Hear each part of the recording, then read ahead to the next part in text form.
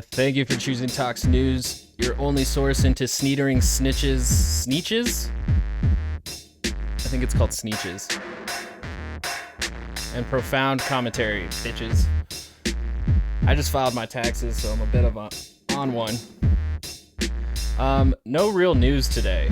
There is a focus a bit on Texas lifting mask mandates. And a bunch of liberals coming out and talking about how they don't deserve the vaccine if they're willing to give up masks. And I just want to say how inhumane that position would be. And if you don't like me saying that, come at me, bro. But everybody should get vaccines regardless of what their state decides to do. Anyways, finally, the beautiful Militia Watch is back. I love it's one of my favorites. So today, on this beautiful Militia Watch Wednesday, we have further J6 updates, such as Green's connections to Capitol stormers. Wonderful. More legal updates, including the base attempting to set up a white ethno-state in Michigan's Upper Peninsula. Michigan going buck again. Other updates, like the revealing of a campaign photo of a sheriff posing with a Q fanatic. All good progress. Just kidding. So, oh wow, these J6 updates, we're going in. Oh boy, strap in. This is a long one. All right, so Bulletin 1, beginning with last week, the total number of individuals charged in the U.S. Capitol storming hit 275, not including the former president. Oregon leads this number by raw count. Nice. A retired NYPD cop was arrested for his role in attacks on current police officers at the Capitol. And the Militia Watch includes articles to all of this if you are interested in following up on any of these specific stories. But we're hitting bulletin by bulletin because the militias are much like the system. They never really sleep. So House Democrats pressed Facebook on their role as a breeding ground for polarization that caused the Capitol riot. That's not really necessarily anything new. Facebook groups has been used to organize militia gatherings and protests, so not a big surprise there. After much reporting tying Roger Stone and Alex Jones to J6, the FBI says they are now investigating the ties of the two to the Capitol rioters, which, being well informed as I am, Roger Stone has good connections with both the Proud Boys, the leader of the Proud Boys, Enrique Tarrio, and also with the Oath Keepers. And the Oath Keepers are a little bit more militarized than the Proud Boys.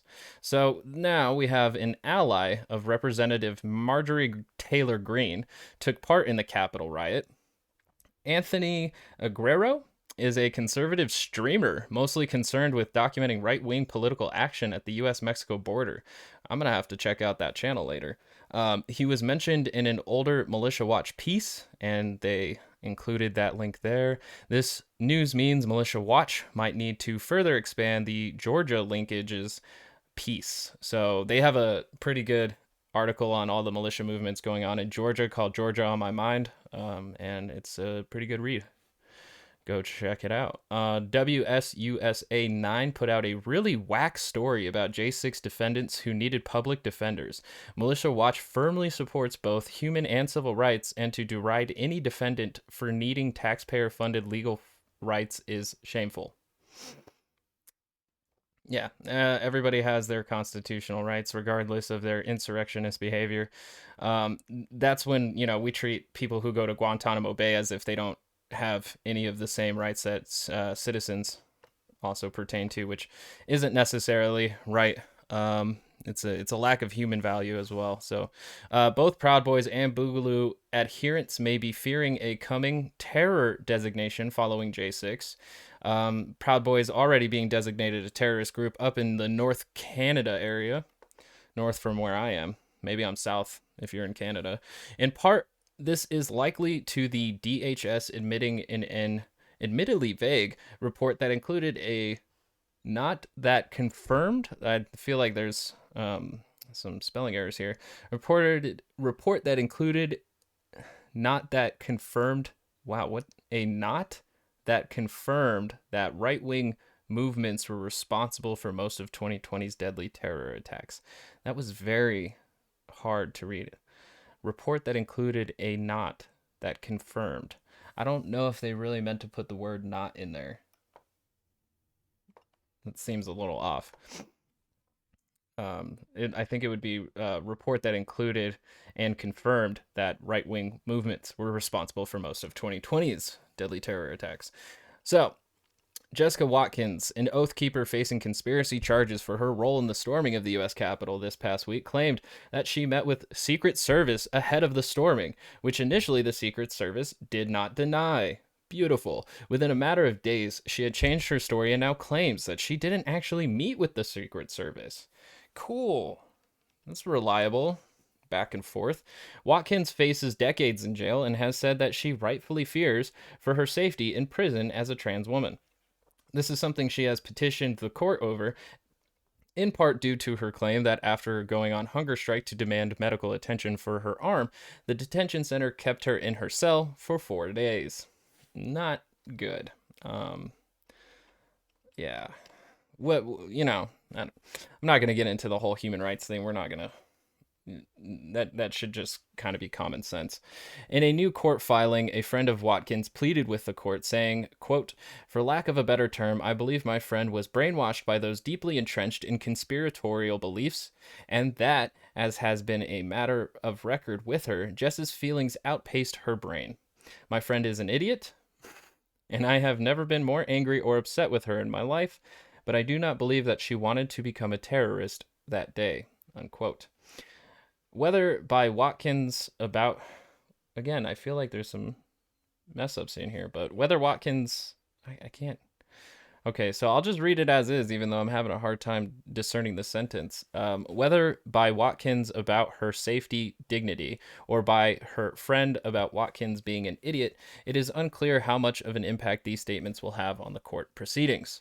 Yeah, Trump had much more intention than I'm sure a lot of people who went to the Capitol riot initially had. I do sit on the side that a lot of people were there just to do a, pretty routine protest, but then once things really got out of hand and it escalated to the point of a bunch of people storming the Capitol, everyone in that area was like, this is a historic, momentous event. I'm going to go with them. And they didn't even think of the idea of it being considered an insurrection or slight coup until they got home and realized how the news was reporting them. Although Proud Boys, Oath Keepers, and other far right groups who were there were probably a little bit more aware of their intentions and motivations. Legal updates. So, the leader of Ammon Bundy's People's Rights chapter in Nevada was indicted last week on felony stalking and gun charges after he made threats against the life of a local police detective who is tasked with investigating domestic terror cases. Wonderful. Ammon Bundy and the Bundy family go back to like a standoff, I think like 2009. These guys have been like just back and forth with the federal government over land rights and the whole Second Amendment thing. So they're going to be pretty. They're going to be reoccurring characters in Militia Watch's updates for sure. The leader, Joshua Martinez, was obsessed with this detective, posting memes about the officer's death on his personal Facebook, which I feel like should be against Facebook's guidelines, so I hope they did something about that. Martinez's Nevada People's Rights Group is estimated at about 415 people. Not a very large militia, but a good amount of people. 2 individuals were charged for threatening election officials in Michigan over the 2020 election results. This involved threats left with 3 different officials, announced in charges put forward by Michigan's district attorney this week. Included as evidence in the charges is a claim that a 5th of January voicemail said, quote, "There would be violence if the presidential election results were not changed," unquote. One of those charged also said he had joined a state militia group due to his anger at the results. Yeah, I'm sure they got a lot of recruiting out of that. The 2 charged include one man from Michigan and another from Georgia. And I had brought this up around the time that the J6 thing happened, is that although a lot of these people are connected through the internet and right-wing forums and blogospheres, there was a huge opportunity for a lot of groups such as Three Percenters, Oath Keepers, Bikers for Trumps, Proud Boys, Patriot Prayer, you name it, to go out into that protest and recruit and even just network with each other. So cool. I'm glad the president was able to bring everybody together that is willing to overthrow our elected government.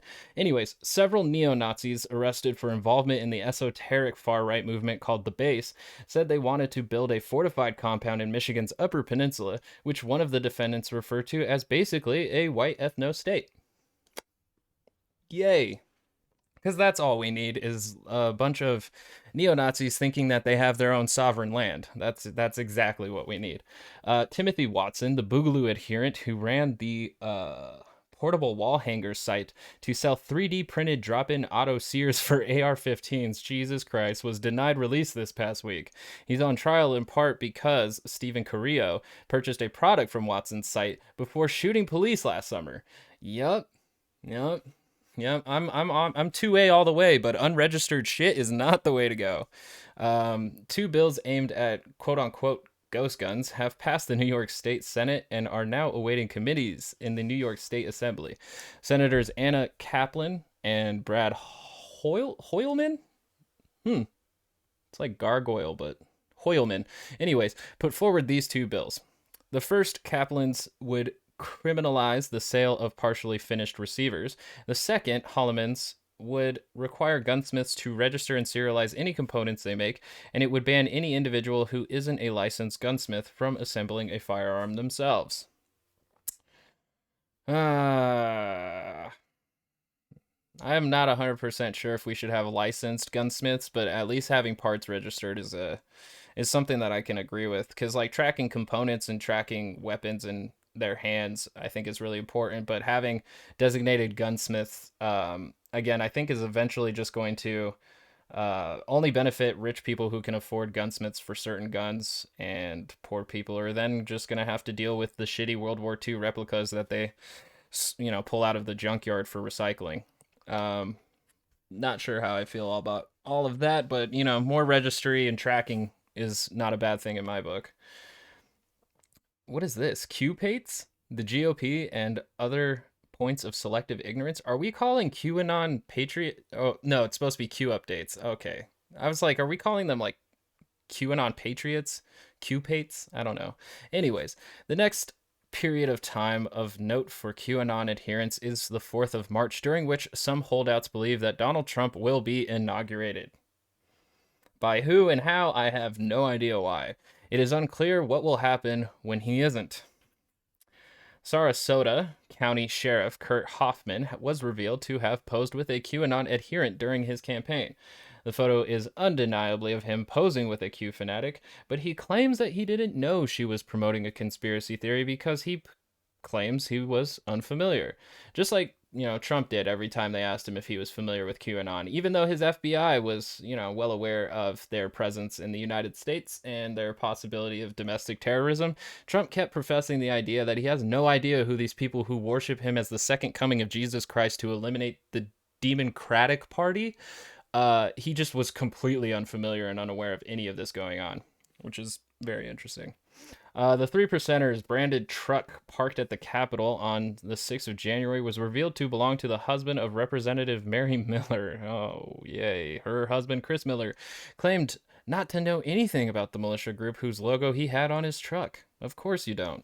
Representative Miller quoted Hitler approvingly the day before the Capitol storming, for which she has now apologized. All right, let's keep an eye on the Miller family. That's a little too close to home. She's already a representative, so that's scary.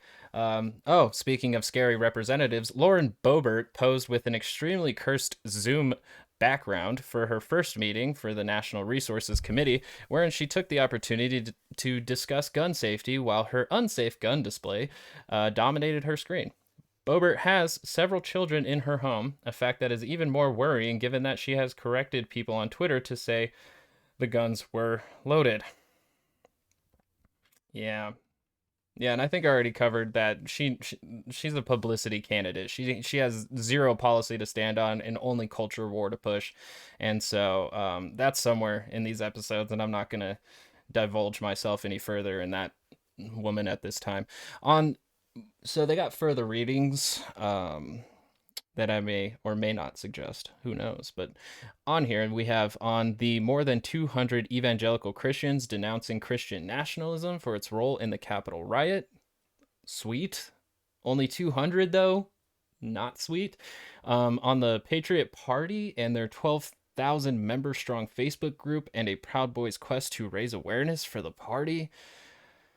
Yep, and that's coming from WENY. Yeah, even in the CNN video, Enrique Tarrio is talking about running for some sort of position alongside Dave Rubin. He's not part of any militia, but he's a propagandist, right-winger, and Candace Owens and Steven Crowder. Like, I can't imagine when we're going to have literally nothing but propagandists and vigilante militias as Republican senators. That's really going to be a parody at some point. And then they have preppers for Boogaloo and Q adherents still pushing products on Amazon. So cool. That comes from the Seattle Times. That's good that Boogaloo and Q adherents are still making money off of Amazon.com, but that's what you get when they sell third party. But to, kind of shake off all of that, we're just gonna get into the Dr. Seuss stuff. I want to hear. I heard a little bit of what Tucker says about Dr. Seuss, but for fuck's sake, Ben, you wasted 9 minutes of people's lives on this Dr. Seuss, 6 books no longer being produced.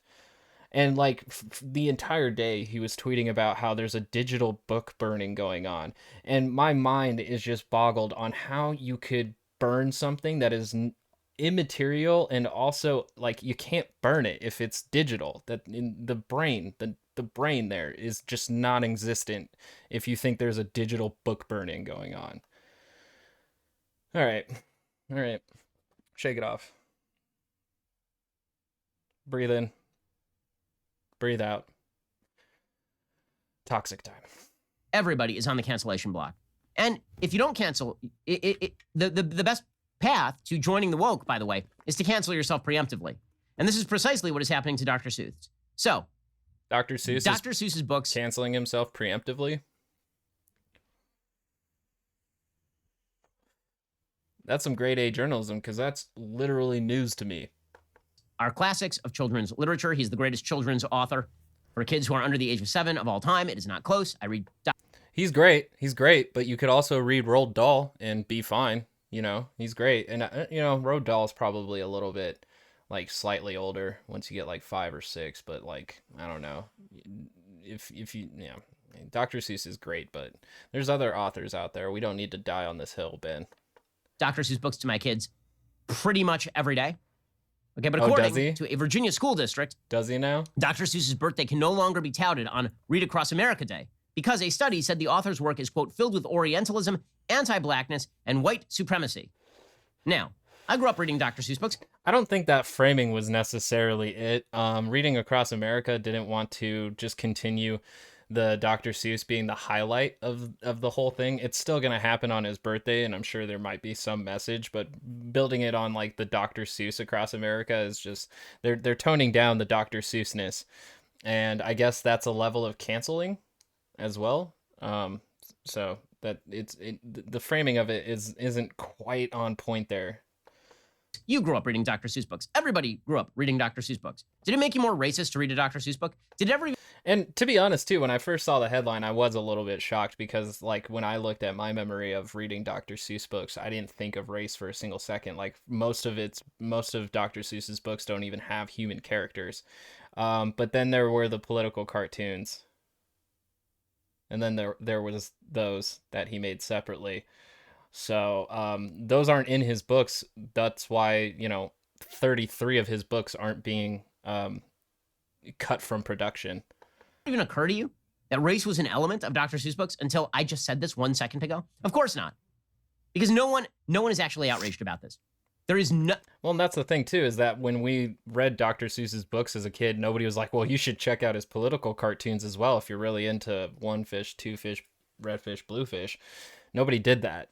I was completely unaware of his political cartoons, and I wonder if Ben's even going to bring them up. There are no human beings who read Dr. Seuss books and are actually angry at them. All of this is just about signaling.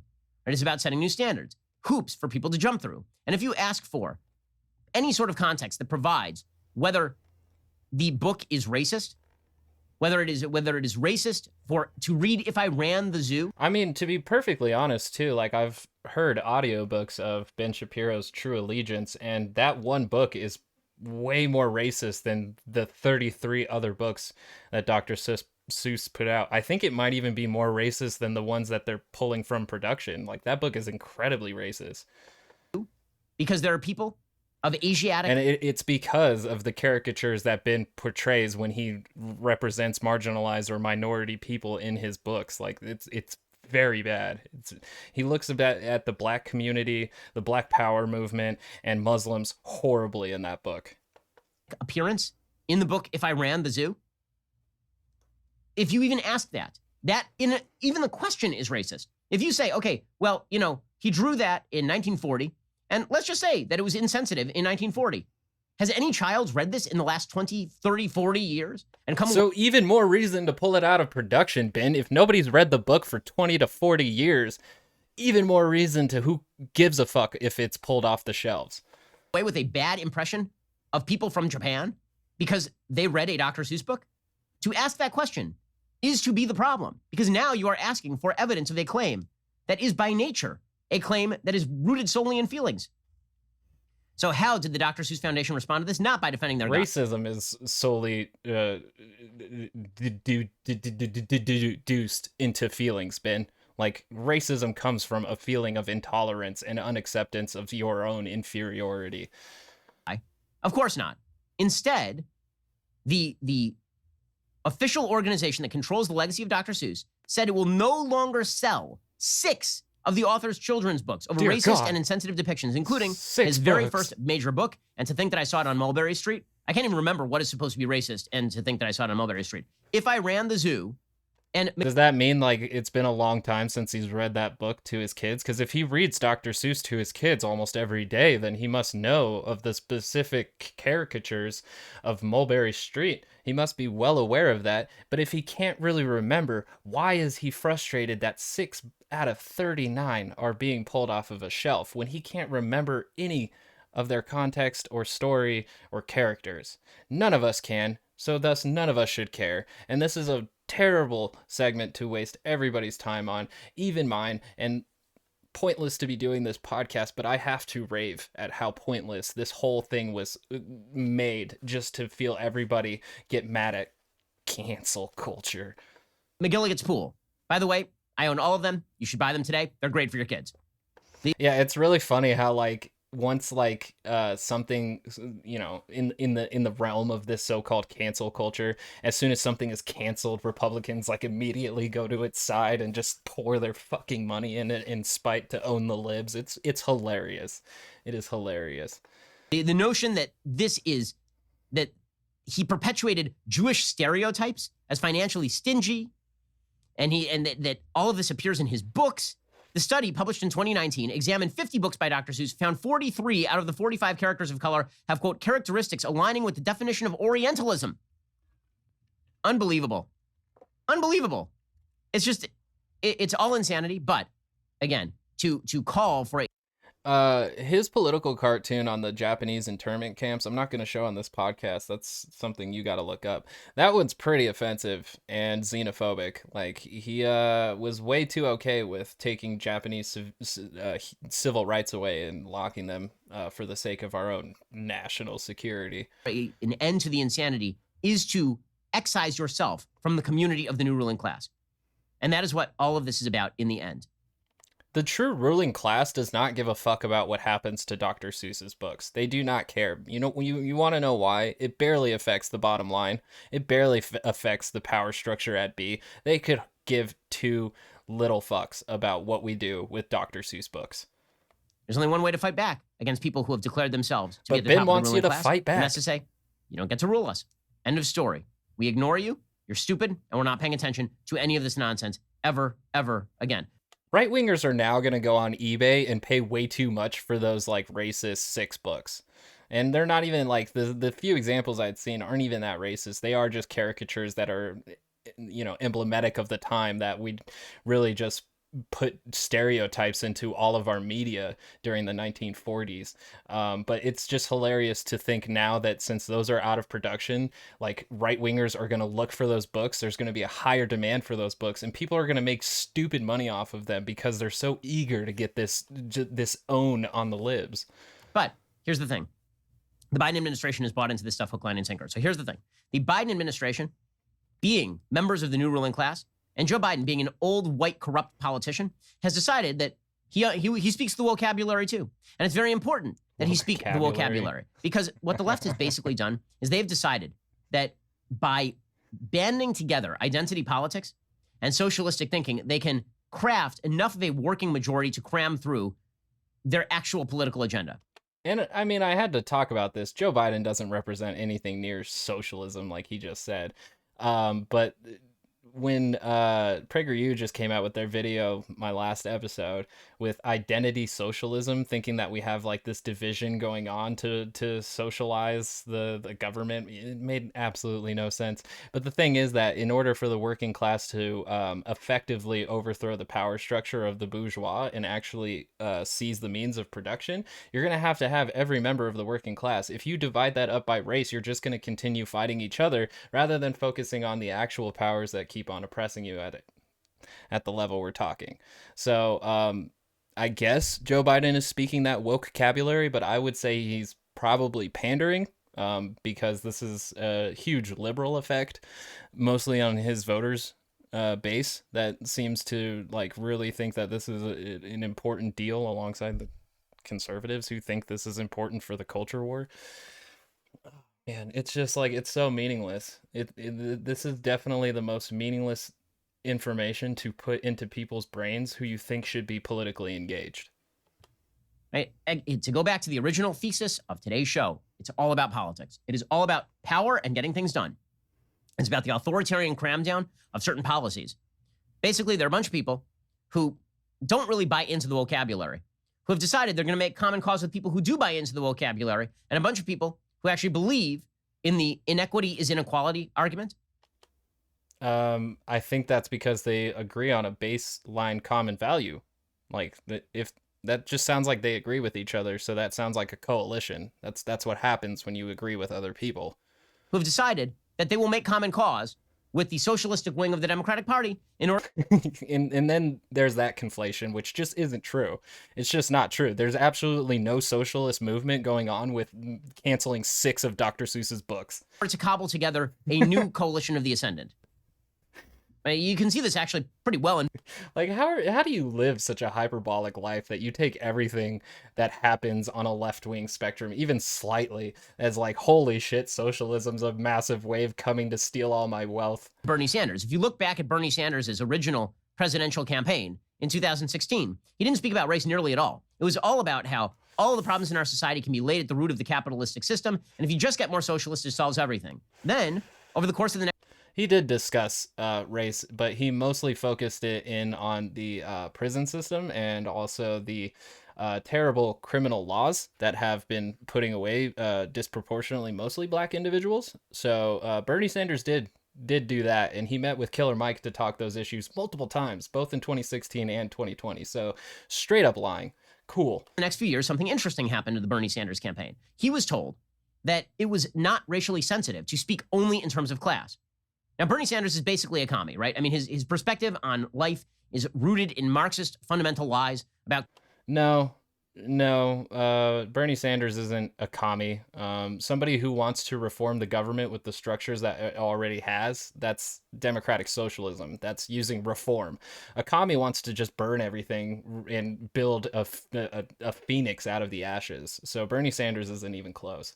Class conflict and how all of human life is driven by this class conflict. Everything he says is driven by that. And so if you believe that everything at root is about class conflict, it's not at root about racial conflict, right? The black working man and the white. Yeah, but the thing is that, like, Ben Shapiro is making the idea that class only means your money. There's only the high class, or the bourgeois class, the proletariat class.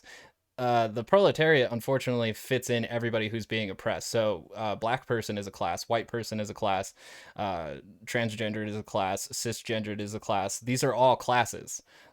Class isn't just rooted only in your income status. Your class is a very wide spectrum of things, but that's of course something that Ben wouldn't seem to understand, is because he denies intersectionality. He thinks even that has mostly to do with race and highlighting that the white man is bad.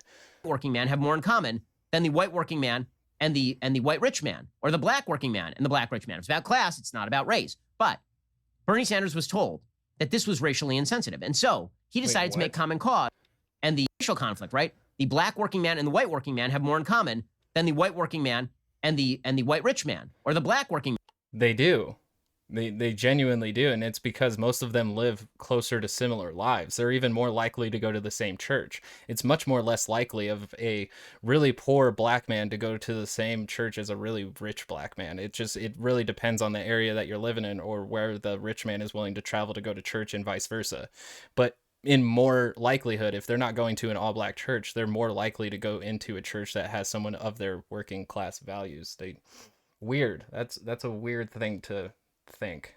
They do have more in common. Yes. Man and the black rich man. It's about class. It's not about race. But Bernie Sanders was told that this was racially insensitive, and so he decided to make common cause with the woke and start pushing as many woke policies as he could get his hands on. And this was writ small what has happened with the Democratic Party writ large.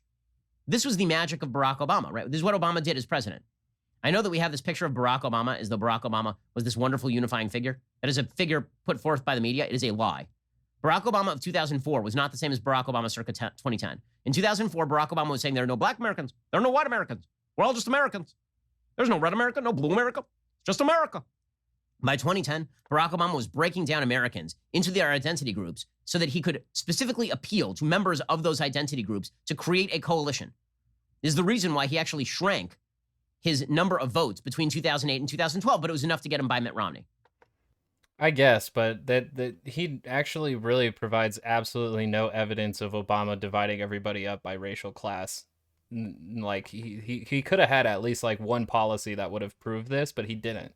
The only thing he used was his election numbers, and that's not very like really indicative of the policies that Obama, or stances that Obama took. That's more of a culture shift and influence shift. A bit more thought has to be put into that one, Ben.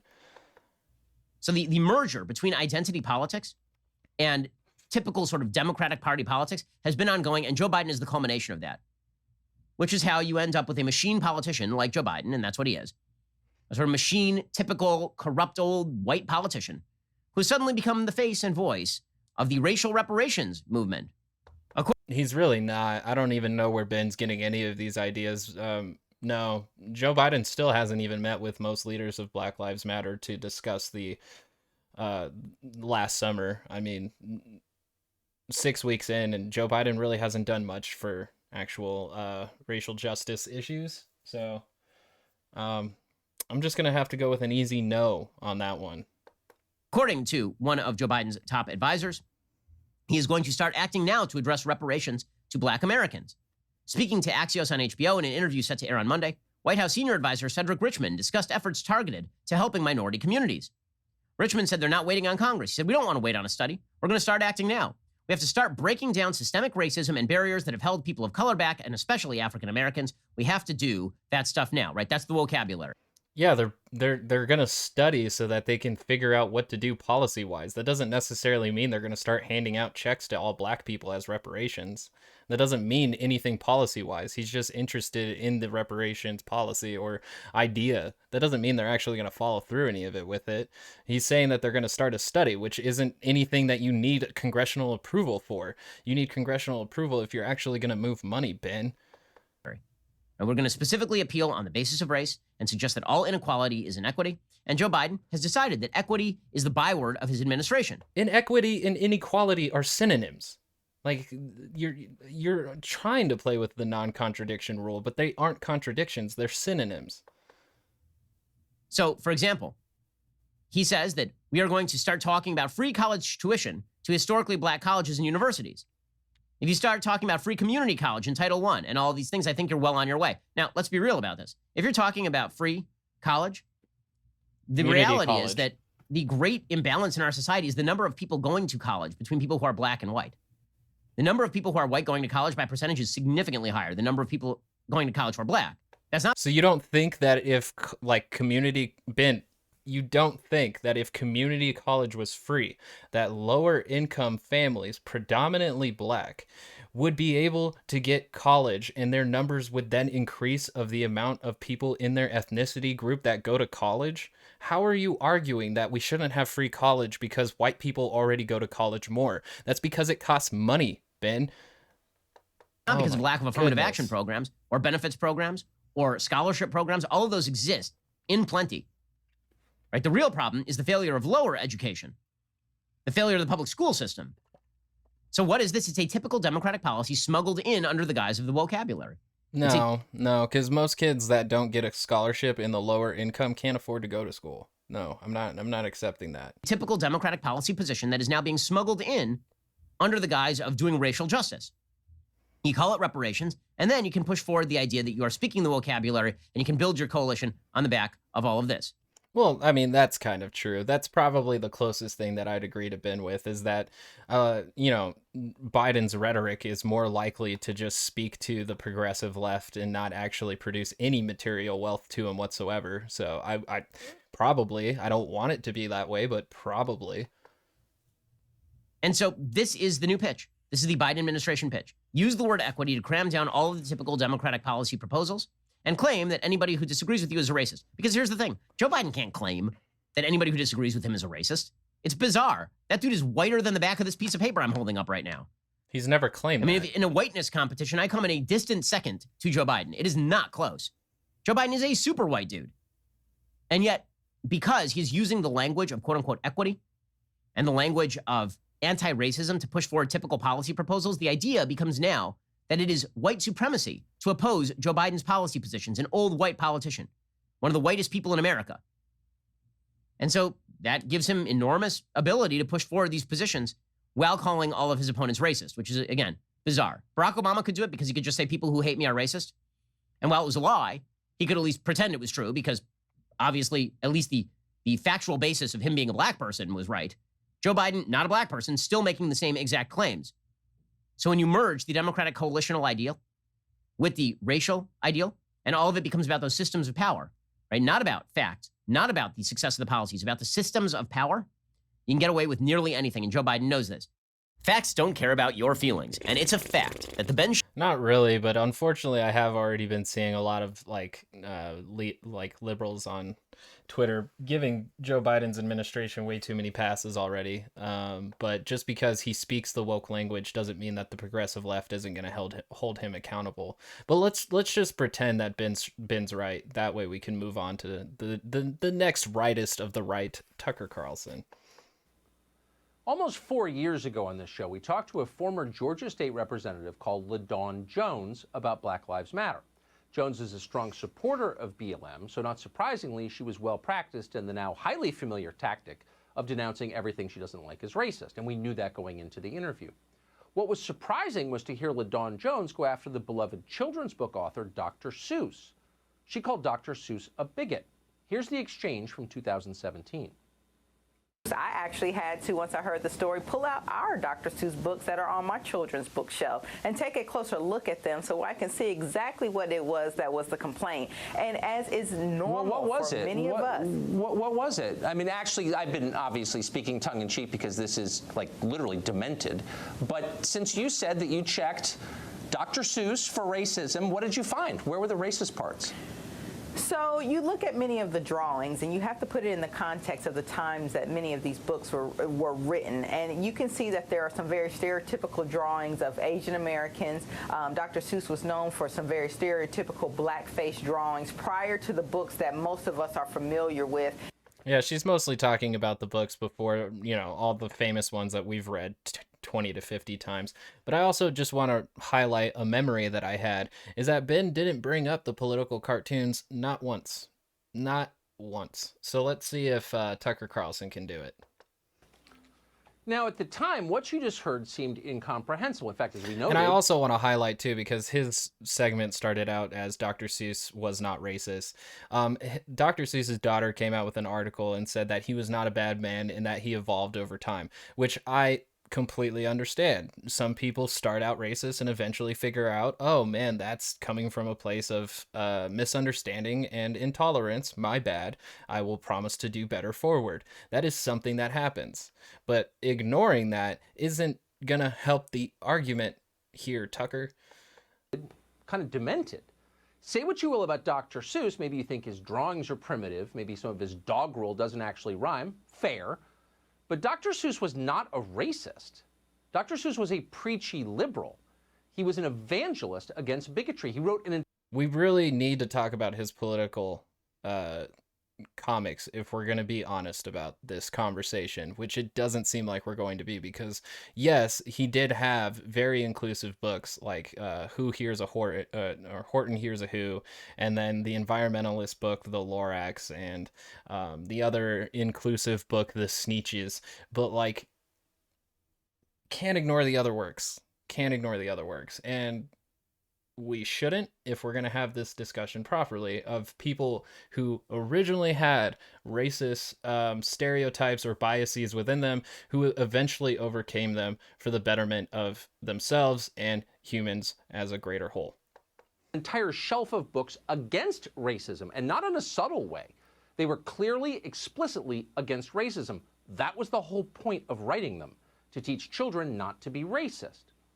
Now, as it happens, today is Dr. Seuss's birthday.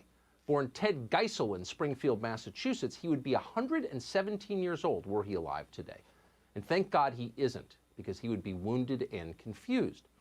We don't know for sure if Dr. Seuss would be wounded and confused. We actually might get like a public statement of his, growth that his daughter unfortunately had to do on his behalf. But that's a situation of, you have a somewhat bigoted past. You have anything to say about it now. Some people take the advantage of going, no, I regret nothing. And other people say, yes, that was a different time then. It was the 1940s and we all thought we were better than everyone else. Every year on Dr. Seuss's birthday, the president, whomever he is at the time, makes a proclamation in support of something called Read Across America Day. That's designed to encourage kids to read books. And every year, the president mentions Dr. Seuss, because, again, it's his birthday. That's the whole point of it. But not this year. Joe Biden omitted Dr. Seuss from this year's proclamation. Why? Because Dr. Seuss is now considered a racist. Well, also because Reading Across America didn't want to keep Dr. Seuss as the highlight figure of their event, their annual event. But yeah, I don't think Biden really had anything to do with it. So what seemed like total lunacy less than 4 years ago is now the official position of the White House. It was total lunacy to Tucker. Like, he told that lady to her face that what she was doing was demented, which I don't agree. Like, if she really feels that Dr. Seuss was that racist, she's welcome to get rid of her books and donate them, or make a good hearty fire out of them. But if you also take the time to read the rest of his work and realize these ones actually have positive messages, then it's up to you and your personal responsibility of whether or not you want to read those to your kids. Now, the shocking thing about this is not that it happened. Academic revolutionaries have been attacking traditional children's books for decades. A few years ago, some moron at Boston University produced so-called research on Curious George's undercurrent of white dominance. Quote, the series' celebration of the oppression of an abducted monkey parallels the oppression of black Americans, and so on. You won't be surprised to learn that that girl now works for Bill de Blasio. I mean, kinda. I think that might be a hyperbolic stance on Curious George, but I guess you could have that reading out of it. I think King Kong is much more obvious. King Kong's a much more obvious analogy to that specific accusation she's putting on Curious George, but I guess I could see it. I feel like you have to have your own kind of biases to get that, because when I was a child, I didn't equate that whatsoever. Blasio in New York, of course she does. What's surprising, I don't even think I remember where Curious George is actually from. Does he have like an origin story? is how calculated all this is. Now, conservatives will be tempted to chalk up the attacks on Dr. Seuss to the usual cancel culture gone mad. Look how hysterical and stupid the professional left is. They're even calling Dr. Seuss racist. And you've seen people say that on social media today. But it's totally missing the point. Canceling Dr. Seuss isn't... Welp. Curious George apparently is from Africa, which is kind of racist because it doesn't say which country.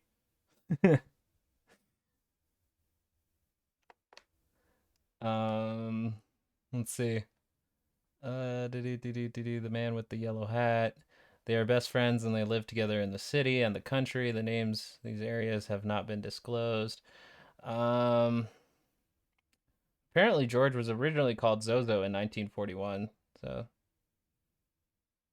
apparently to avoid using the name of the King George VI for an ape.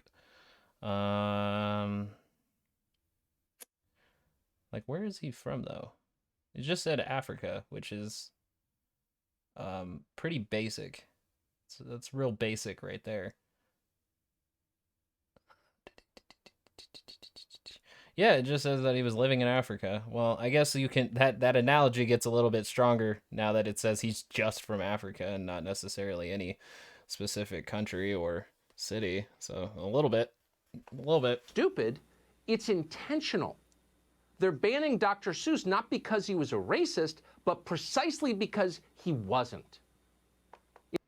They're not canceling Dr. Seuss. Like, again, this isn't a canceling thing. This is pulling books off with unfortunate caricatures and stereotypes from the time. Like, and it's in a lot of our media. That's why the Muppets got a disclaimer. And yet having a disclaimer is also canceling. So, like, any criticism is canceling. Any slight variation in editing is canceling. This is just like hyper exaggerated to too far of an extent to get people in this idea that they're coming for your livelihoods. It's insane. In 1961, Dr. Seuss wrote a story called The Sneetches. Which isn't being canceled. March on Washington was still being produced. Away, but This book that he is using as an example is still in the production line. It is in the list of 33 books that are just fine of Dr. Seuss's. This isn't one of the 6. So it's terrible to use it as an example. It's bad. Use the example of one of the books getting canceled and why that book should be persisted in being read to kids. This is a terrible example. Shame on you. Dr. Seuss's story captured its essence. In case you haven't already read it to your kids 50 times and know it by heart, here's the plot. There's a group of furry, pear-shaped animals called Sneetches who live on what looks like a faraway planet. Now, if that sounds weird to you, be aware that Dr. Seuss rarely drew people, probably because he didn't want to elevate one kind of person over any other kind of person. He wasn't a... And then yet again, you should go see his political cartoon on the internment camps of Japanese, because that cartoon specifically argues against what Tucker just said.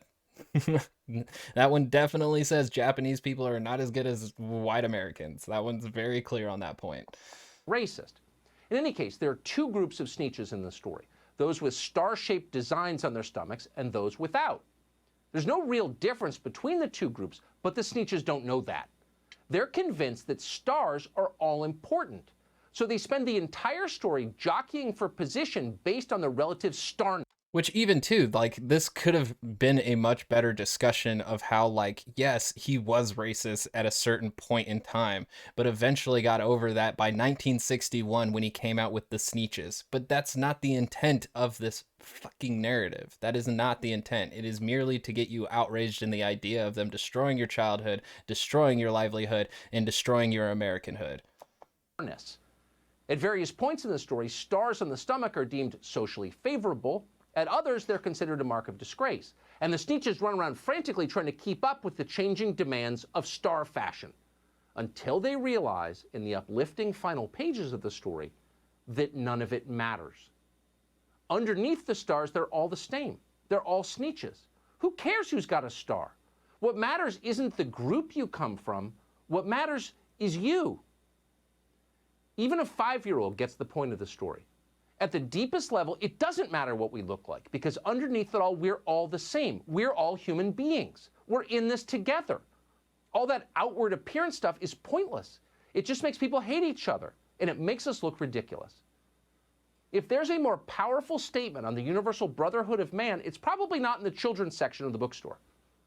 For 60 years, American children have read the Sneetches and books like it. And that's one of the reasons we have the country we have today, in which most Americans, those who don't work at the universities or for the Joe Biden administration, accept Martin Luther King's most famous precept, that what matters is the content of our characters, not the color of our skins. The Sneetches affirm. They always use this quote from Martin Luther King, but they never really finish it. So Martin Luther also said, I don't think we can ignore race. That's not what he was saying, is that we're all just going to ignore race. What my father is asking is to create the climate where every American can realize his or her dreams. Now, what does that mean when you have 50 million people living in poverty? When he talked about the beloved community, he talked about everyone bringing their gifts, their talents, their cultural experiences. We live in a society where we may have differences, of course, but we learn to celebrate these differences, not merely ignoring them, Tucker. Affirm this. The story is a plea for colorblindness. And that's why it's a plea for colorblindness. It's a plea for colorblindness. Not just the accepting of differences, but a plea of you just being ignorant. Hate it. It's a deep reading of Dr. Seuss. When the people in charge cancel Dr. Seuss, what they're really trying to eliminate is a very specific kind of mid-century American culture. What did I tell you? What did I tell you? What did I tell you? It's not about the 6 books that misrepresent caricatures and stereotypes. No, it's about your livelihood, damn it. Your nuclear family, your white picket fence. They're coming for it. Those damn socialists. A culture that championed meritocracy and colorblindness and the superiority of individual achievement over tribal identity. These were once called liberal values. Modern liberals don't want to be reminded that they once believed any of this. If your kids are allowed to read Dr. Seuss, they will know this was a different country not so long ago, a place where people tried hard not to hate each other, a place where the population was encouraged, begged by its leaders to reject identity politics in favor of universal values and the things that connect us all. Dr. Seuss was never a major literary figure. Also ignoring that during that same time, like, black people and women were fighting for their rights. So, like, it wasn't a very perfect nation back then either, Tucker, and not everybody was on their side. It was an incredibly difficult battle to get there. Memory matters more than it ever has. The battle over Dr. Seuss, what he stood for, the battle over what it means to be racist, will have consequences that extend for generations. And if we lose that battle, America is lost. See, and then he finishes it up. If we can't convince people that Dr. Seuss was never racist, then America is lost. Cool. Even though Dr. Seuss could have been a great story of someone who overcame their racism, much like America still struggles to do today, we're just gonna put away that deeper meaning just to say if we change the memory of Dr. Seuss whatsoever, we also destroy the memory of America. And that has been Tox News. Thank you for joining me. Don't hate me too much. Follow me on Twitter, ToxinPod, TOXNPOD. The YouTube channel's in the description because I found out I am not searchable in YouTube because of Fox News and my name being way too similar to it. But hopefully someday with enough viewership and likes and all of that, my name will come up right next to theirs. And that will be so delicious. But that's it. That's it. Go read a good Dr. Seuss book and tell them that he's fine. He's fine. He's not canceled. He overcame. He grew as a human being, and we just don't need to read the 6 books that we don't read already. Cool. Let's get to some more serious matters next episode. Thanks.